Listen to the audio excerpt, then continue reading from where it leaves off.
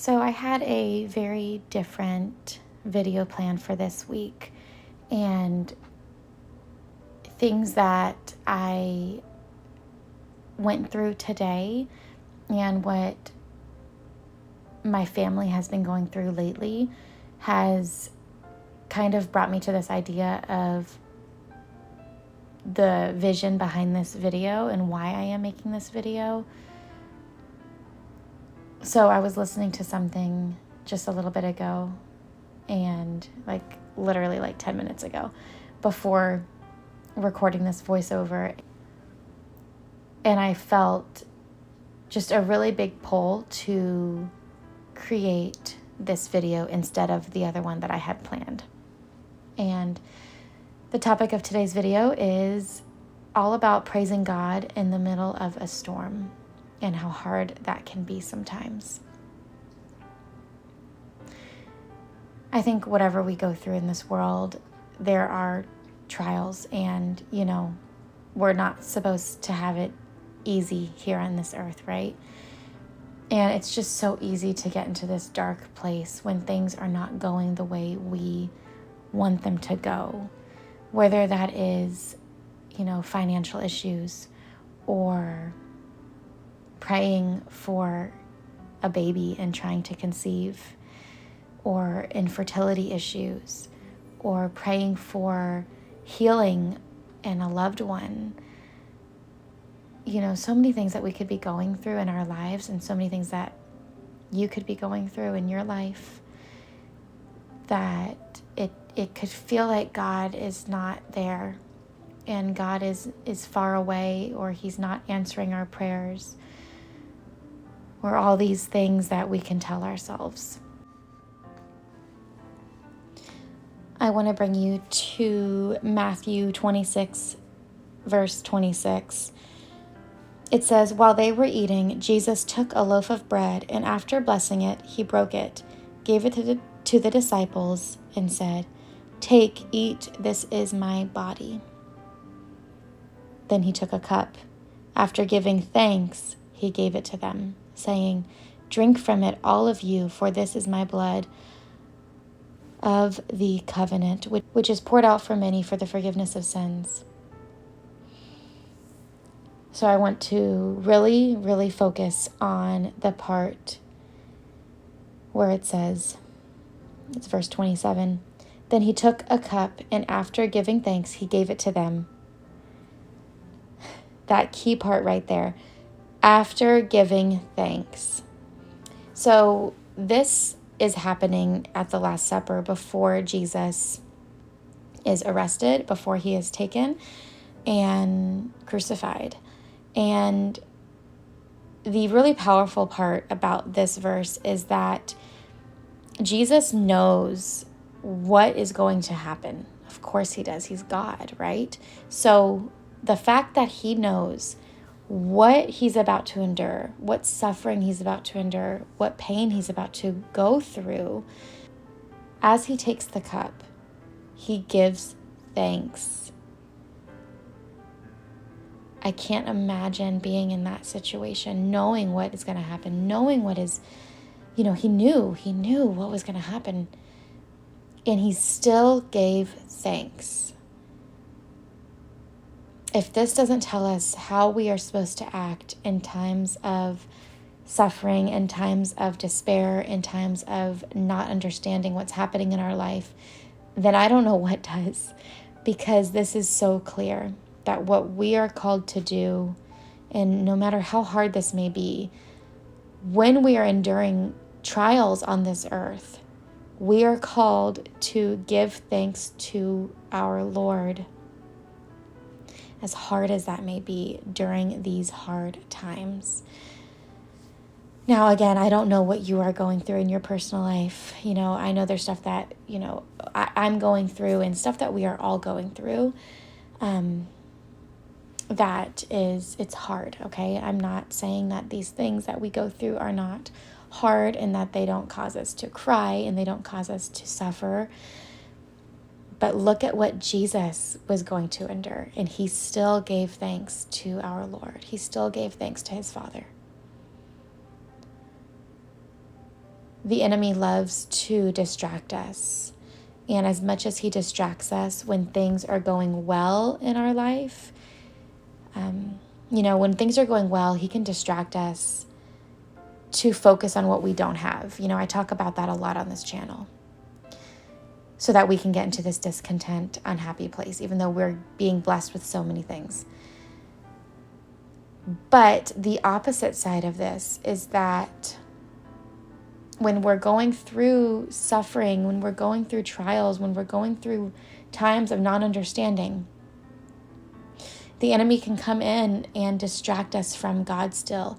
And this is sometimes a really easy place that he can get us in, is in the time of suffering, is in the time of not understanding where the Lord is leading us, what he's doing in our lives. The enemy can kind of work in our mind to turn us from God, even though his word tells us that he is working wondrous things in our lives at all times. He is always for us. He is never against us. And although the things that we may go through might seem like God is against us, might seem like he's not listening to our prayers, might seem like he's not there anymore, he's here. He is. And I promise you, he hasn't left you. And he hasn't left me. And he hasn't left my family. And he hasn't left your family. He hasn't left your loved one. And, I speak of this coming from a place of, I was in a different place this morning, if I'm completely honest with you. I was crying. I was confused. I was upset. And I don't want to go into all of the details in that,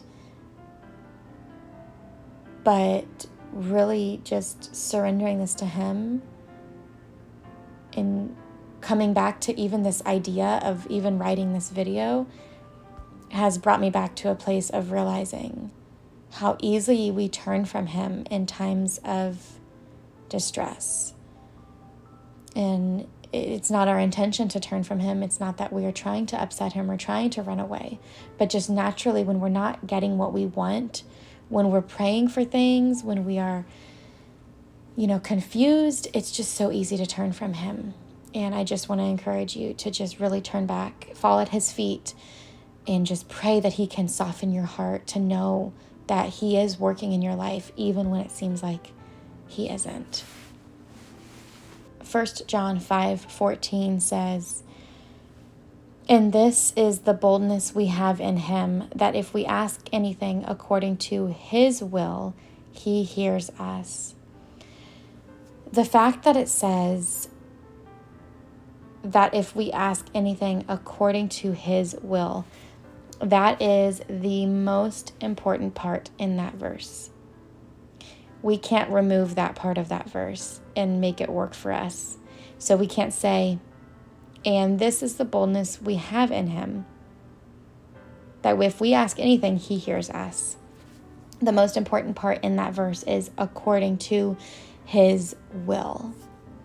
And this is a very hard place to be when, you may be looking at your life thinking that you need this thing to happen, and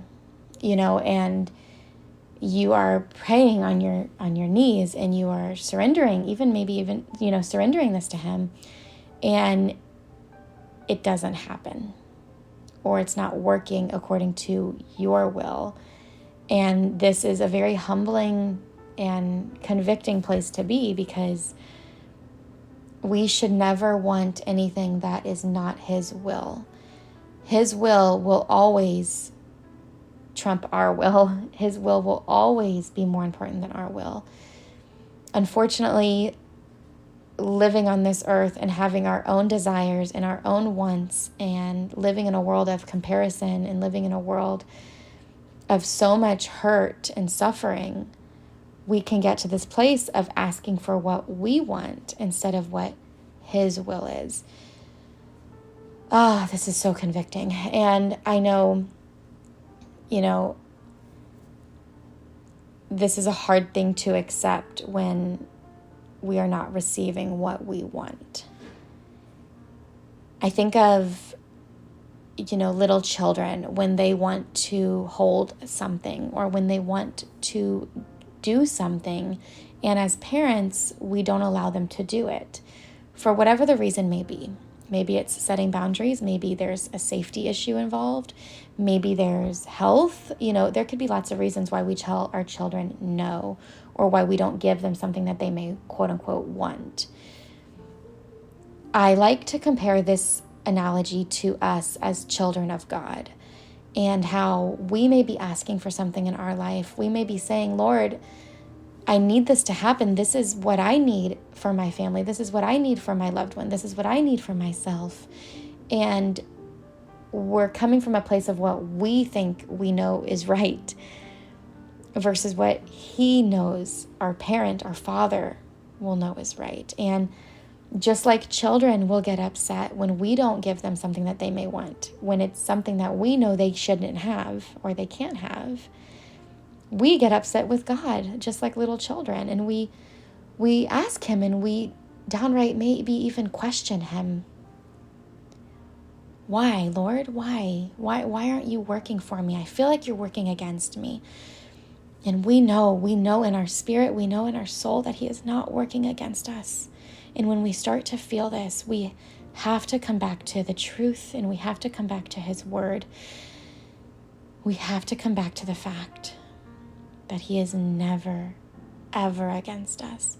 If God is for us, who could be against us? I think of the story of Job, where, so many things are happening in his life and his story, and there are so many trials and so many sufferings, and things are being taken from him left and right. His children have died. His family members have died. He has lost everything he owns. He is in physical pain, as well as emotional pain, as well as spiritual pain. And in these moments, his wife says, you know what, I'm going to find the verse. Hang on. In Job 2, verse 9, then his wife said to him, do you still persist in your integrity? Curse God and die. But he said to her, you speak as any foolish woman would speak. Shall we receive the good at the hand of God and not receive the bad? In all this, Job did not sin with his lips. So we have Job here going through all these things that I just mentioned. And his wife is saying to him, why aren't you turning from God? I don't understand. How are you still faithful in this moment? How are you still faithful in these storms? She's questioning God, just as so many of us do. But he said to her, you speak as any foolish woman would speak. This is the part that is the most convicting. Shall we receive the good at the hand of God and not receive the bad? In all this, Job did not sin with his lips. I need to soak that into my heart. I know so many of us do, and so many of us really need to meditate on that, as hard as that may be.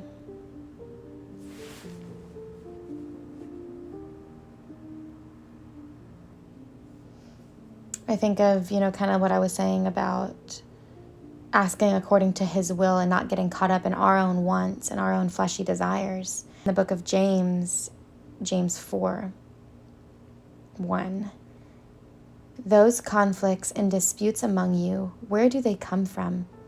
Do they not come from your cravings that are at war within you? You want something and do not have it, so you commit murder. And you covet something and cannot obtain it, so you engage in disputes and conflicts. You do not have because you do not ask. You ask and you do not receive because you ask wrongly, in order to spend what you get on your pleasures. And, again, I don't know what you're going through. I don't know what so many people are going through in this world. But it's so important to ask ourselves, are we are we coming to God and having this mindset that I'm only going to serve you, that I'm only going to be so in love with you, Lord, when you do things according to my way. And when you don't give me what I want, I'm going to turn from you. That is where I believe we are tested a lot of the times, and where our faith can be so strengthened when we go through these trials, when we go through these sufferings on earth, in times of not understanding, in times of confusion. This is when we must turn back to God. As hard as it may be, we have to turn to Him and lean on Him as our understanding and as our strength. There's this part in John 13, and it's when Jesus is trying to wash Peter's feet. And this doesn't really have anything to do with,